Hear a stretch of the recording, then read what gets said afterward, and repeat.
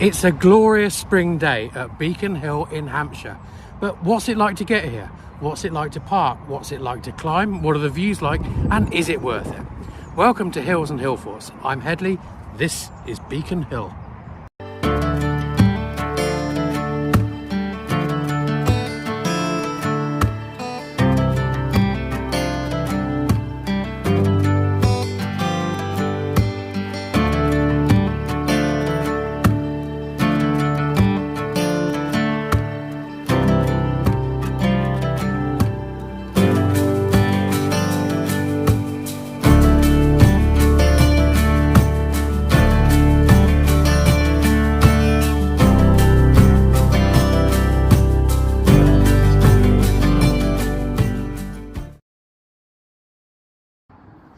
There are two car parks.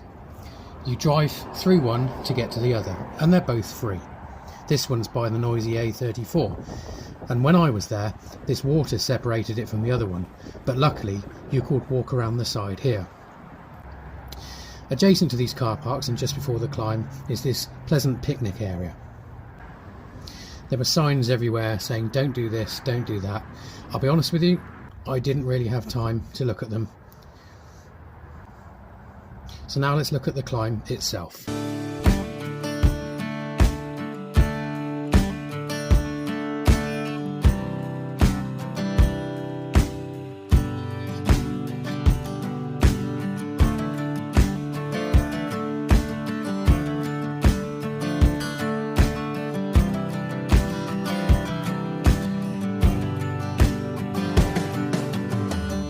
Okay, so the path up to begin with goes through these trees.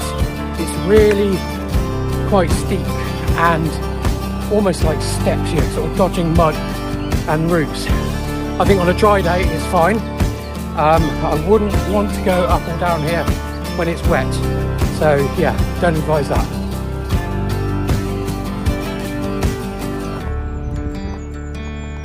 Having said that, there is part way up this alternative path that goes up if you don't like the routes, but I still imagine in the wet this will be very slippery.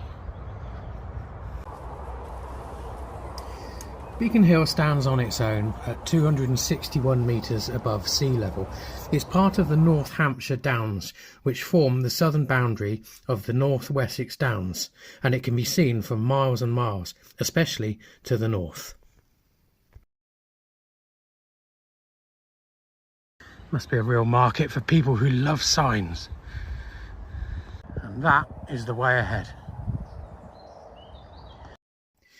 To the south of the hill runs the long distance path, the Wayfarer's Walk. Unfortunately, although Beacon Hill is an open access area, I couldn't find an actual way of connecting to that path, but maybe I wasn't looking in the right place.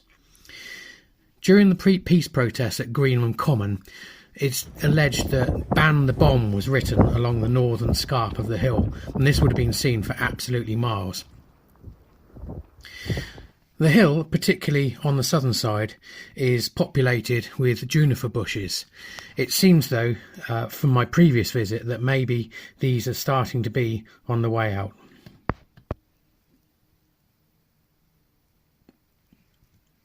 At the top is this trig point, and the views are fine all around. To the north, the land is lower than it is to the south. Now I just need to look for somewhere to cook my lunch.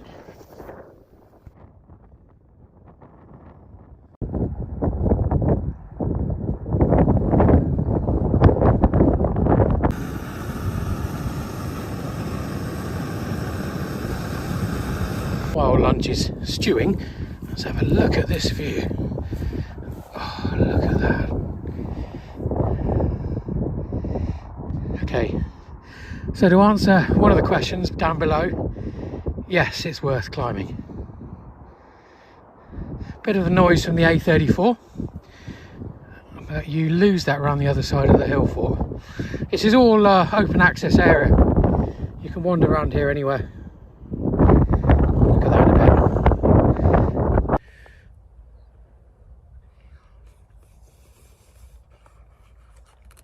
quite windy on top, and obviously sheltered down here, so I'll speak down here instead of going up there. So this is indeed an Iron Age hill fort on top, very impressive one. Sort of hourglass shaped. It's got a tomb in the corner of it, on the southwest corner, which is the 5th Earl of Carnarvon, who co-discovered the tomb of Tutankhamun. The views, they're extensive. It's easy to get to, as we said before. There's a car park that's free, and you basically get off the A34 just south of Newbury to get here. Really easy. So looking at the views to the east, you've got the line of hills from Sidown Hill, which then disappears into the distance with Aubrey Hill, and then you've got Highclere Castle not far below the hill itself. And going out the other way to the east, you have Ladle Hill with the unfinished hill fort, and Watership Down, and basically the Wayfarer's Walk goes out that way. So yeah, lots to see up here, and but very difficult climb up, so probably not great for people with limited mobility. Disappointingly, this part of the hill in front of me is marked as open access land on the maps. You can see Highclere Castle in the distance. Problem is, there's no actual way of getting into it. Not great.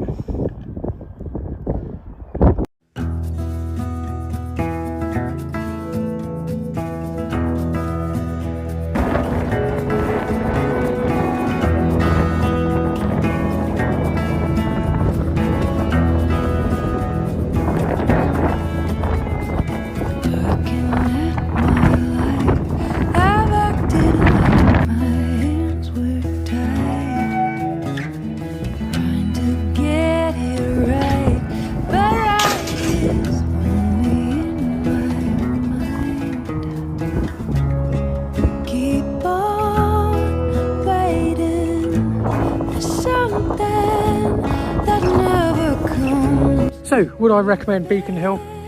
Yeah, definitely. It's gorgeous. It's not anything like a full day out. If you've got an hour or two to spare, then there's some lovely common land to walk around here. If you've ever driven down the A34 and you've been looking at it and you're curious, definitely worth a detour.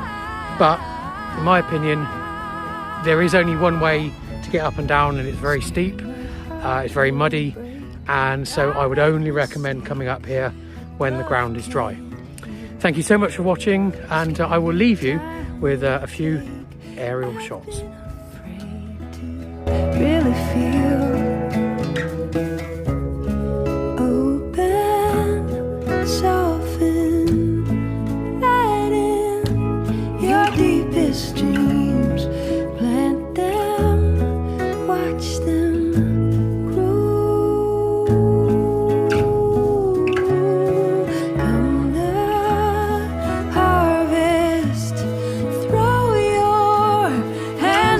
Sky.